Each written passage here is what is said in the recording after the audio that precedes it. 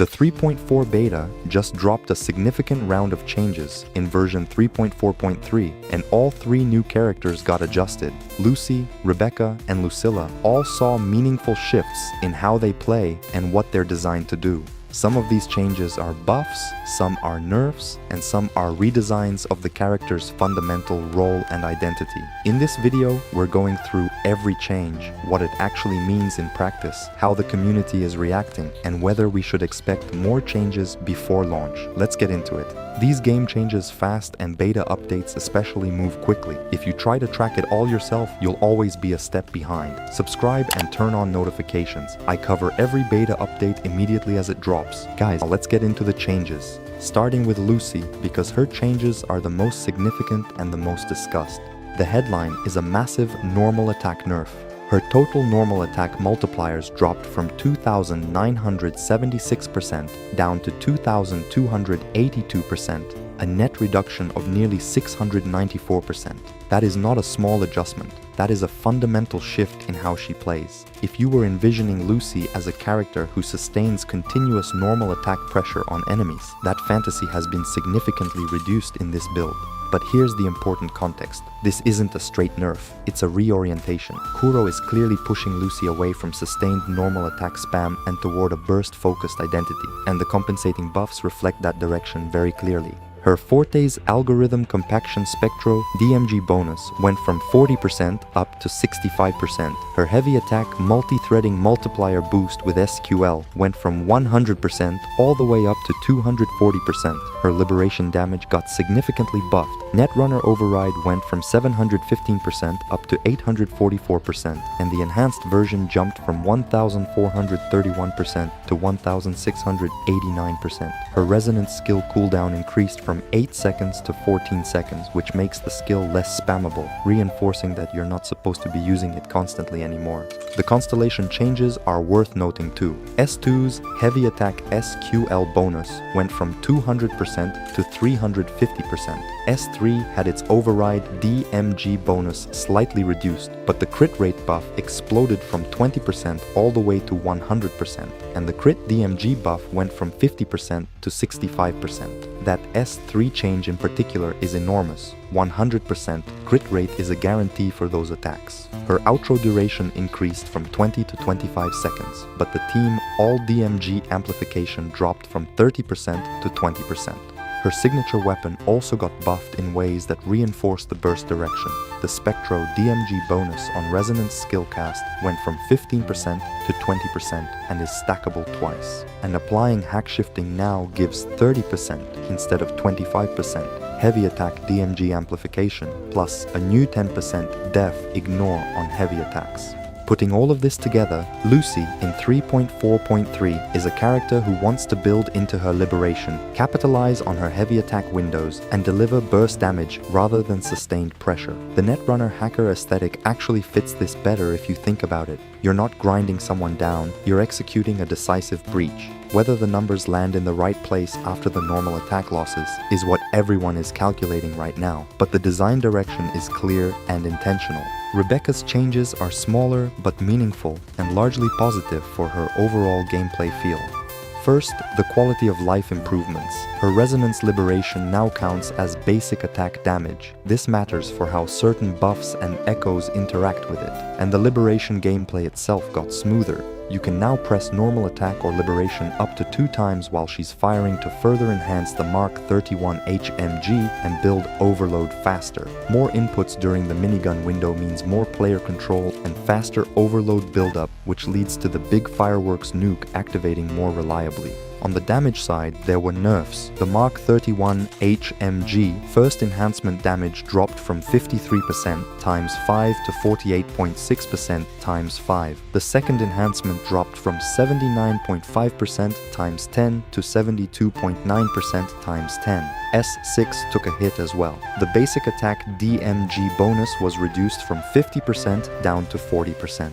The outro got a clarification update that was actually very useful because the previous English translation had some confusion. The full picture now, she summons a turret for 14 seconds that deals continuous electro damage. The character who swaps in gets 15% all DMG amplification and overlimit stacks every 0.2 seconds, each stack giving 0.5% heavy attack DMG amplification up to a maximum of 35%. Lucy specifically gets instant maximum overlimit stacks when Edge Runner Bonds is active, and when Lucy uses her enhancement on the turret's damage multiplier increases by 250%, but the duration drops to 4 seconds, a focused high damage window rather than extended support.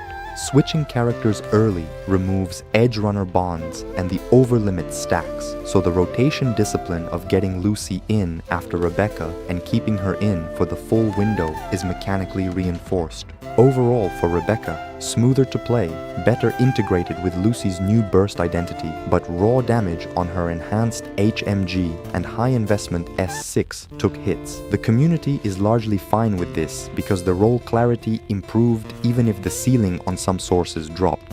Lucilla got a smaller set of changes, but they're worth understanding properly. The big positive is that her resonance skill now pulls nearby enemies when she uses it. This is a genuinely useful quality of life addition. Grouping enemies around your target makes her Glacio Chafe application more efficient and just makes the rotation feel cleaner. This is the kind of change that doesn't show up in damage calculations, but meaningfully improves the experience of playing her. Her phantom frame damage got slightly nerfed from 14.13% times 3 down to 13.26% times 3, small but noticeable in cumulative damage. Her basic attack stage 3 in Liberation got buffed from 47.87% times 8 up to 52.12% times 8, which is a meaningful increase in that specific section of her damage. The biggest change, and the most discussed one, is the Sequence 2 rework. The Glacio Chafe amplification on her outro skill and Resonance Liberation got cut from 120% down to 80%. The Echo skill DMG amplification was halved from 80% down to 40%. These are noticeable reductions in what S2 provides to the team. The effects now persist through Reminiscence and for 30 seconds after it ends, which is a duration buff. But switching resonance modes cancels them, which creates a constraint on how freely you can switch between her Frostfall and Echo modes if you want to maintain the S2 buffs. The reaction to Lucilla's changes is more mixed than the other two. The pull effect on Resonance skill got unanimous praise. The BA Stage 3 buff in Liberation is appreciated, but the S2 nerf is drawing complaints from players who were planning to invest in her constellations, particularly Hiyuki owners, who were excited about how powerful the Glacio Chafe amplification was going to be. The reduction from 120% to 80% and the Echo amp being halved are real losses for dedicated Lucilla investment. The broader picture for Lucilla is that she's being positioned more firmly as a utility support and sub-DPS rather than a character whose S2 dramatically changes the game. She remains excellent for Glacio teams, and the pull effect actually makes her more comfortable to play, but the raw power of high investment Lucilla has come down from where it was. Community reaction across all three characters is landing in a similar place, accepting of the changes as standard mid-beta tuning, not happy about specific nerfs, but not panicking either. The phrase "not ruined, just tuned" is coming up a lot in discussions. The Lucy normal attack nerf is the most complained about specific change. Players who tested her in earlier builds and enjoyed the sustained combos are mourning the loss of that playstyle. But most theory crafters are acknowledging that the Liberation and heavy attack buffs are significant and are working through updated rotations based on the new kit. The S3 crit rate change, going from 20% to 100%, is getting particular attention as something that could be very powerful for burst windows. Rebecca's changes are being received the most positively overall. The QOL improvements to her Liberation are appreciated, the outro clarification helped a lot of people understand her actual role better, and the HMG nerfs, while noticeable, aren't devastating the character's identity. For Lucilla, the S2 nerf is generating the most salt. Hiyuki players were really excited about what that constellation was offering, and 120% Glacio Chafe amplification being reduced to 80% is a meaningful downgrade for people planning to invest. The debate between whether Lucilla or Kyuyuan is better for Hiyuki teams is getting louder with this change.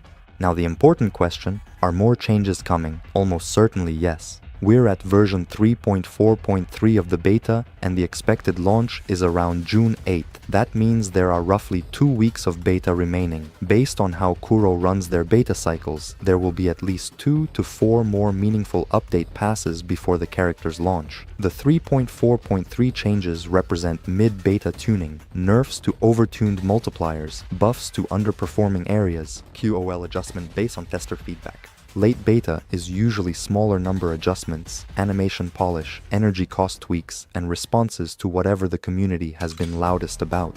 What's most likely to shift further based on the current feedback? Lucy's normal attack situation is getting a lot of attention, and if testers are consistently finding that her numbers don't work without strong SA investment, Kuro may adjust the NA multipliers upward slightly while keeping the burst focus. Lucilla's S2 power level is also being discussed actively, and there's a chance the Glaciochafe amplification gets tuned back up slightly if playtesting shows Hayuki teams are underperforming without it.